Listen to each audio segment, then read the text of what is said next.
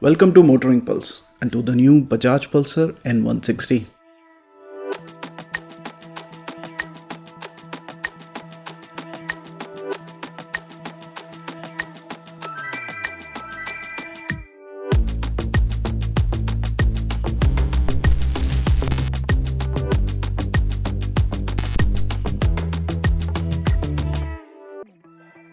The N160 has a 164cc oil-cooled fuel-injected engine which makes a decent 16 PS of power. The fuel tank capacity is 14 liters, making your petrol station visits far apart and few.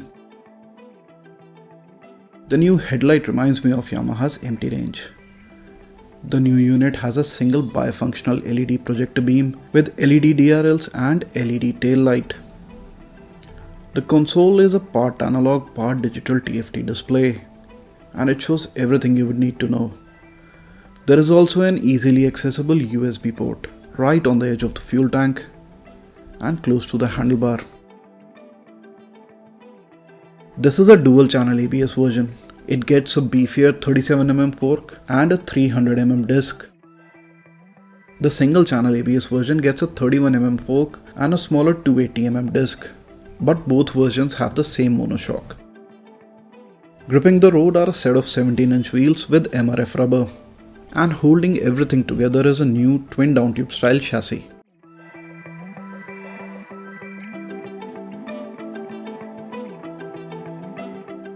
Pulsar is a very important brand, not just for Bajaj but for the entire Indian motorcycle community, and especially for people like me who have witnessed the industry's transition from 2-stroke to 4-stroke. Now this transition was spearheaded by the partnership of Hero and Honda.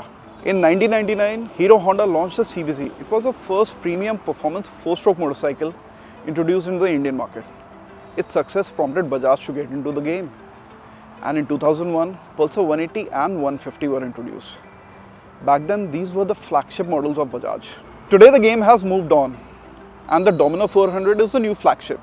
But Pulsar still remains Bajaj's most important motorcycle. And this N160 sits between the standard Pulsar 150 and the NS 160.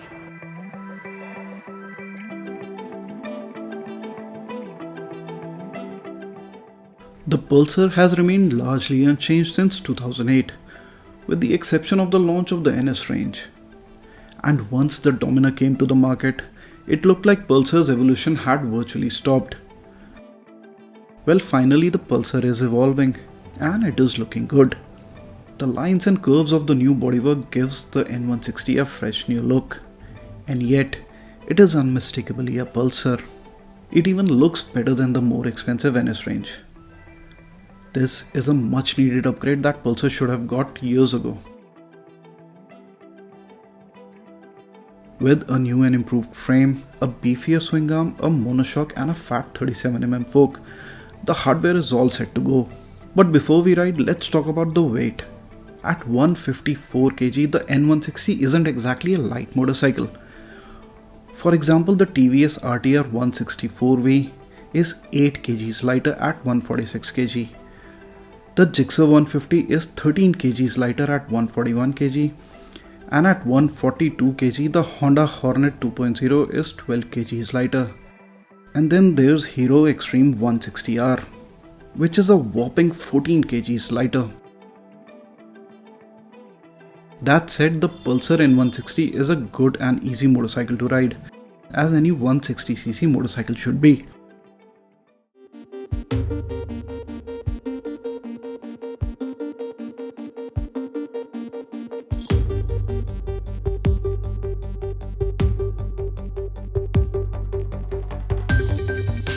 The seat height of 795mm seems approachable, but shorter riders will find it difficult to put both feet on the ground. And this is when the extra weight is most noticeable. On the move, the weight disappears and everything functions like clockwork. The engine is refined throughout the rev range. Vibrations are noticeable at high RPM, but they are not too much to bother. It is fuel efficient too.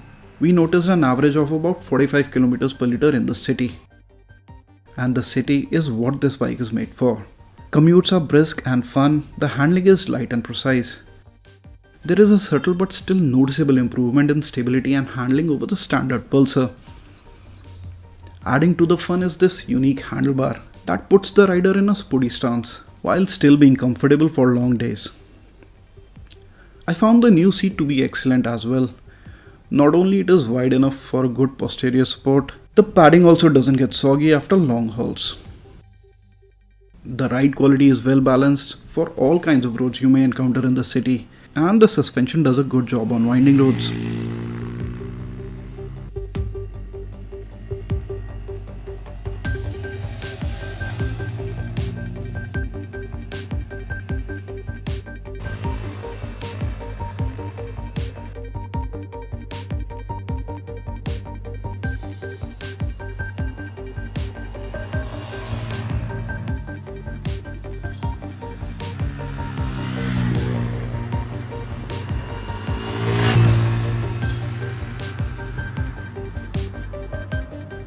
However, a linear power delivery gives the bike decent acceleration, but a 154 kg curb weight doesn't help.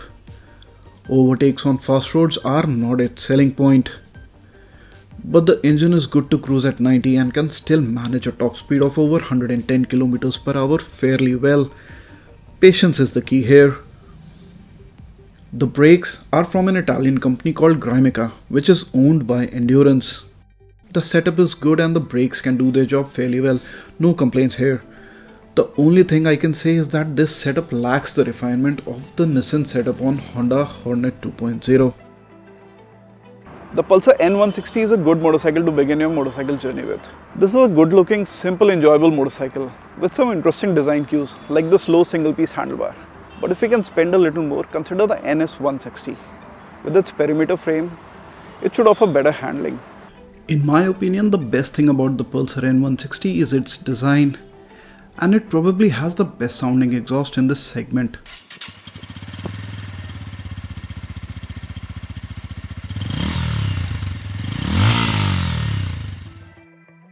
But apart from this, it doesn't really stand apart from its rivals. The competition is just as good. Almost every motorcycle in this segment is significantly lighter, and the weight matters a lot when the engine is small.